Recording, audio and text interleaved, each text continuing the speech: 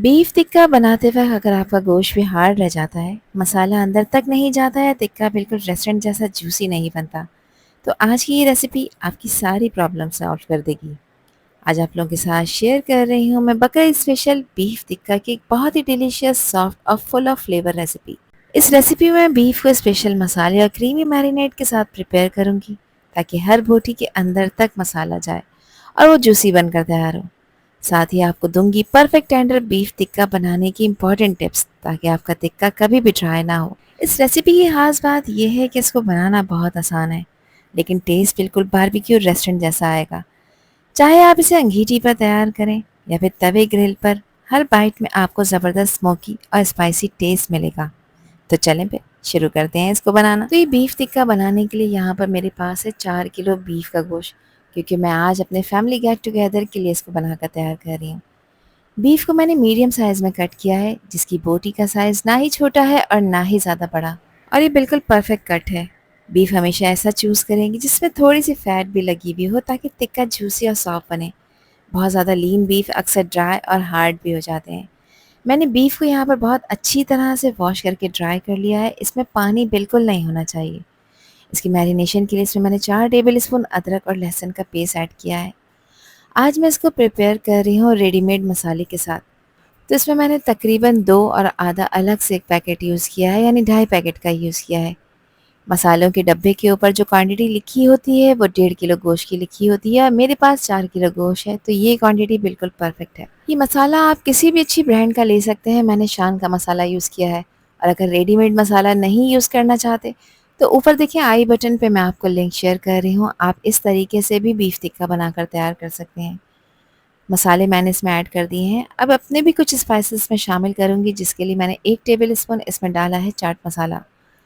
इसको थोड़ा-सा spicy touch देने के लिए 1 टेबल स्पून मैं इसमें कुटी लाल मिर्च ऐड कर रही हूँ। यहाँ पर मेरे पास है 400 ग्राम दही। दही को मैंने छन्नी में रखा था, क्योंकि काफ़ी पतला था, ताकि इसमें से इसका एक्स्ट्रा पानी निकल जाए। पतले दही का आपने यूज़ नहीं करना। अगर आप पतला दही ऐड करेंगे, तो फिर इसको पकाते वक़्त बोटियों पे से मसाला उतरना शुरू हो जाएगा। टिक्के को मेल्ट इन माउथ टेक्सचर देने के लिए यहाँ पर मैंने इसमें फ्रेश क्रीम का 1 पैकेट यूज़ किया है। किसी भी अच्छी ब्रांड का आप लोग ले सकते हैं। क्रीम डालने से ये बहुत ही रिच और क्रीमी भी बनकर तैयार होंगी, मसालों को बैलेंस भी करेगी ये क्रीम, और दूसरा टिक्का बहुत ही सॉफ्ट बनकर तैयार होगा। तो बड़े साइज़ की लीमू थे, जिसका मैंने रस निकाल लिया है, ये भी इसमें ऐड करेंगे, जो इसको टेंडराइज़ करने में भी हेल्प करेगा। फ्राइड प्याज़ मैंने इसमें ऐड की है, जो कि 3/4 कप है, जिसको मैंने ग्राइंड कर लिया है, यानी इसका चूरा बनाकर आपने ऐड करना है। फ्राइड प्याज़ ऐड करने से कबाबों का टेक्सचर बहुत ही नरम और मुलायम बनकर तैयार होगा। बीफ को गलाने के लिए मैं यहाँ पर कच्चे पपीते का यूज़ कर रही हूँ, जो कि 5 टेबल स्पून है, और इसको मैंने पेस्ट बना लिया है। इसमें आपने ज़्यादा पानी का इस्तेमाल नहीं करना, गाढ़ा पेस्ट ऐड करना है। अच्छा, कच्चा पपीता ऐड करने से मीट बिल्कुल टेंडर हो जाता है। अगर आपके पास ये नहीं है, तो आप यहाँ पर 3 टेबल स्पून कचरी पाउडर भी ऐड कर सकते हैं। बकरा ईद में फैमिली गेट टुगेदर के लिए बीफ टिक्का एक परफेक्ट बारबेक्यू डिश है। यहाँ पर अच्छी तरह से अब आपने इसकी मिक्सिंग करनी है, ताकि ये मसाला बोटियों के ऊपर प्रॉपर कोट हो जाए। तो अगर आप चाहते हैं कि गैस को घर पर ही रेस्टोरेंट स्टाइल टेस्ट मिले, तो इस रेसिपी को आपने ज़रूर ट्राई करना है। इसका स्पाइसी और स्मोकी जूसी फ्लेवर सबको बहुत पसंद आता है, और ये फैमिली गैदरिंग और ईद बारबेक्यू पार्टी की जान बन जाता है। यहाँ पर इसमें मुझे थोड़ी-सी कलर की कमी लग रही थी। इसको थोड़ा-सा प्रेज़ेंटेबल बनाने के लिए मैंने इसमें half tea spoon orange food colour डाला है। ये ऑप्शनल स्टेप है, बस आप ऐड करेंगे तो रेस्टोरेंट स्टाइल जैसी लुक आएगी, अदरवाइज़ कोई इश्यू नहीं है, इसे आप लोग स्किप कर सकते हैं। अब इसको बहुत अच्छी तरह से मिक्स करेंगे, और मिक्स कर इसको मैं रेस्ट दूँगी ओवरनाइट के लिए। मैं कल इसको तैयार करूँगी, और अगर आपके पास टाइम है तो आप भी इसको पूरी रात के लिए रखिएगा। नहीं तो इसे आपने कम से कम 4 घंटे का रेस्ट लाज़मी देना है, ताकि बीफ की हर बोटी के अंदर तक मसाला एब्ज़ॉर्ब हो जाए। मिक्सिंग यहाँ पर मैंने कर ली है। अब इसे कवर करेंगे, और कवर कर मैं इसको रेफ्रिजरेट करूँगी, और नेक्स्ट डे इसको बनाकर तैयार करूँगी। अब बिलीव मी, जब इस टिक्के को आप ग्रिल करेंगे या फिर पैन में भी पकाकर तैयार करेंगे, तो सभी लोग इसके फ्लेवर से इम्प्रेस होकर आपसे इसकी रेसिपी ज़रूर पूछेंगे। इसके साथ सर्व की जाने वाली खट्टी इमली की चटनी भी आपके साथ शेयर कर रही हूँ, जिसके लिए 1 कप लिया है मैंने फ्रेश हरा धनिया। 3 हरी मिर्चों का भी मैंने इस्तेमाल किया है, और मैंने बड़े साइज़ की हरी मिर्चें ली हैं, जो ज़्यादा तीखी नहीं होती। लहसुन के जवे इसमें ऐड कर रही हूँ, तो तकरीबन 10 से 12 छोटे साइज़ के लहसुन के दाने मैंने इसमें शामिल किए हैं। 1 टेबल स्पून इसमें मैंने कुटी लाल मिर्चें ऐड की हैं। 1 टीस्पून इसमें नमक ऐड कर रही हूँ। साथ यहाँ पर गाढ़ा इमली का पल्प इस्तेमाल कर रही हूँ, जो कि 1 कप है। यानी तकरीबन 5 से 6 टेबल स्पून इमली को मैंने पेस्ट बनाकर इसमें ऐड किया है। इसको आपने छान लेना है, इसमें गुठली नहीं होनी चाहिए। हाफ़ टी स्पून मैंने इसमें रोस्टेड ज़ीरा भी ऐड किया है, बिलीव मी फ्लेवर कमाल का आएगा। तमाम चीज़ों को ब्लेंडिंग जग में डालकर इसको ब्लेंड कर लेंगे और देखिए एक परफेक्ट सी चटनी तैयार हो चुकी है, जो कि हमारे बीफ टिक्का के साथ बेस्ट कॉम्बिनेशन बनाएगी। इस चटनी को आप गोला कबाब, सीख कबाब या अपने किसी भी मनपसंद खाने के साथ भी इंजॉय कर सकते हैं। बीफ को 24 घंटे मैरिनेट करने के बाद मैंने रेफ्रिजरेटर से निकाला है और मसाला हर बोटी पर अच्छी तरह से कोट हो चुका है।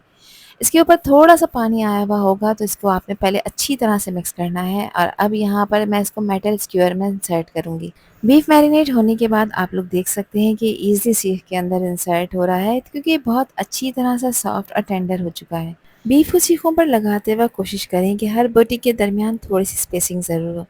इससे हीट हर साइड पर इवनली पहुंचती है और टिक्का अंदर तक परफेक्टली कुक होता है। अगर इन बोटियों को बहुत आप करीब-करीब लगा देंगे तो स्टीम होने लगता है और वो बारबेक्यू वाली ब्यूटीफुल ग्रिल और स्मोकी टेक्सचर नहीं आता। एक सीख हमारी रेडी हो चुकी है, बाकी की सीखों को भी मैंने इसी तरह से ही तैयार कर लिया था। अगला स्टेप आता है इसकी कुकिंग का, यानी इनको सेकने का, जिसके लिए अंगीठी को मैंने अच्छी तरह से दहका लिया था। बीफ टिक्का ग्रिल करने के लिए मीडियम टू हाई हीट बहुत इंपॉर्टेंट होती है, ताकि बोटी बाहर से अच्छी तरह से ग्रिल हो और अंदर से जूसी रहे। क्योंकि जब अंगीठी प्रॉपर्ली गर्म होती है तो टिक्के को वो खास स्मोकी खुशबू और खूबसूरत 4 मार्क्स मिलते हैं, जो रेस्टोरेंट स्टाइल बारबेक्यू का मज़ा डबल कर देते हैं। बकरीद की गैदरिंग में फ्रेश गरम गरम टिक्का इसी तरह अंगीठी पर बनाया जाए तो माहौल और भी ज़्यादा ज़बरदस्त हो जाता है।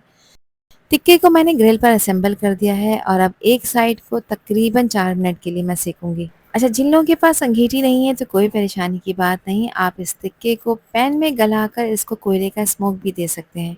एक साइड ग्रिल हो चुकी है, तकरीबन 4 से 5 मिनट के बाद मैं इसकी साइड चेंज कर रही हूँ और आप देखें कितना अच्छा खूबसूरत सा कलर इसके ऊपर आता जा रहा है, कितने खूबसूरत 4 मार्क्स भी आ चुके हैं।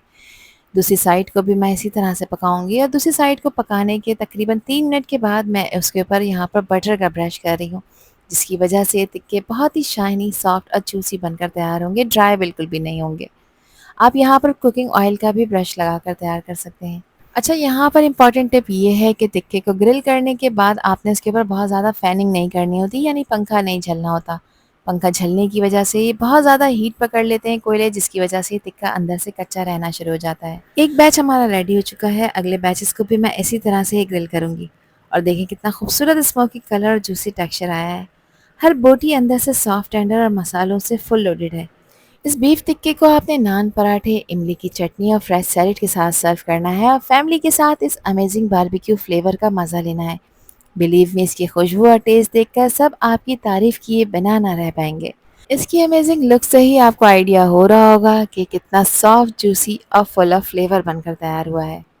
अगर आपको भी restaurant style juicy beef tikka पसंद है, तो इस रेसिपी को आपने लाजमी ट्राई करना है और मुझे कमेंट सेक्शन में लाजमी बताना है कि ये रेसिपी और वीडियो आप लोगों को कैसी लगी। आई होप कि वीडियो आप लोगों को पसंद आई होगी। पसंद आई हो तो वीडियो को लाइक और शेयर ज़रूर करिएगा और चैनल पर न्यू है तो चैनल को भी ज़रूर सब्सक्राइब कर दीजिएगा। आपसे फिर मिलूंगी इंशाल्लाह एक न्यू वीडियो में एक न्यू रेसिपी के साथ। जब तक हादिया को दीजिए इजाज़त। अपना बहुत ख्याल रखिएगा। अल्लाह हाफिज़। अल्लाह निगहबान।